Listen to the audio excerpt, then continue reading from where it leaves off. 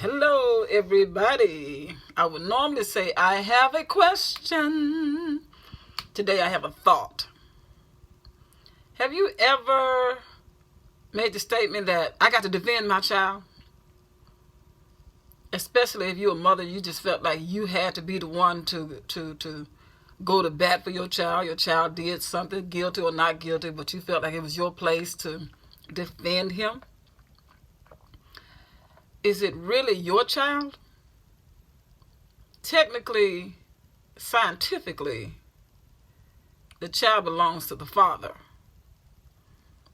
And your womb was used to bring the changes that need to give birth to that child. But technically, that child really belongs to the dad? Or does that child really belong to God? Because me as a mother, I didn't do anything. If the Lord hadn't given me a son or sons, I wouldn't have been qualified to say that he's mine. The Bible says in Psalms 127, "Lo, children are inherited of the Lord, and the fruit of the womb is his reward." So I want to dismiss the fact, whose child is it? Because that mother that never had a child, she didn't do anything. And the mother that did have a child, asked myself, I didn't do anything.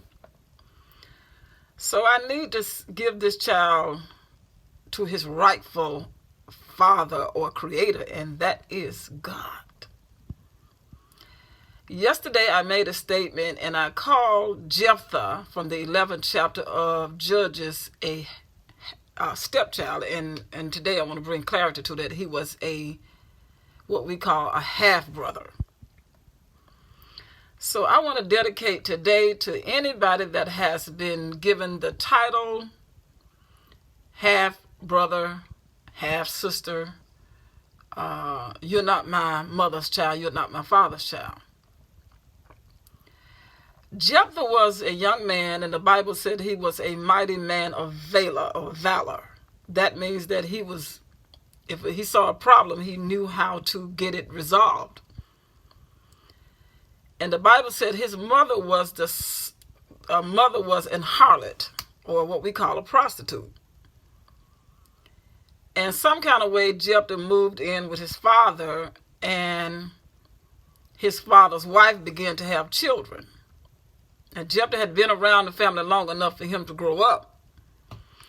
And then the members of the family decided to tell Jephthah, we don't want you staying with us anymore, because you are the son of a strange woman.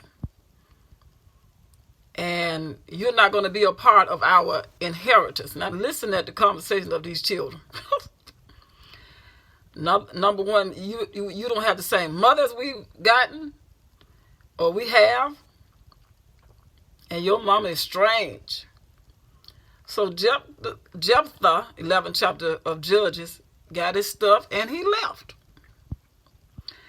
And I want to say to you, if you are a member of a sensitive family that has you labeled as the half-child, God has need of you. Jephthah left. But God didn't leave Jephthah. So the brothers that Jephthah had, who are now his half-brothers, got in trouble. And somebody wanted to make war with them. Guess who they had to go find to help them get out of this dilemma? Jephthah. And I know this is a very sensitive area in a lot of families' lives, that when you have a child that was born out of the family unit, or out of a married couple, and now the dad married the mom but had a baby before he got married or within the marriage, but some kind of way this child came up, and that's never a comfortable discussion. But the truth is, we all have to answer to God for everything that we have to deal with.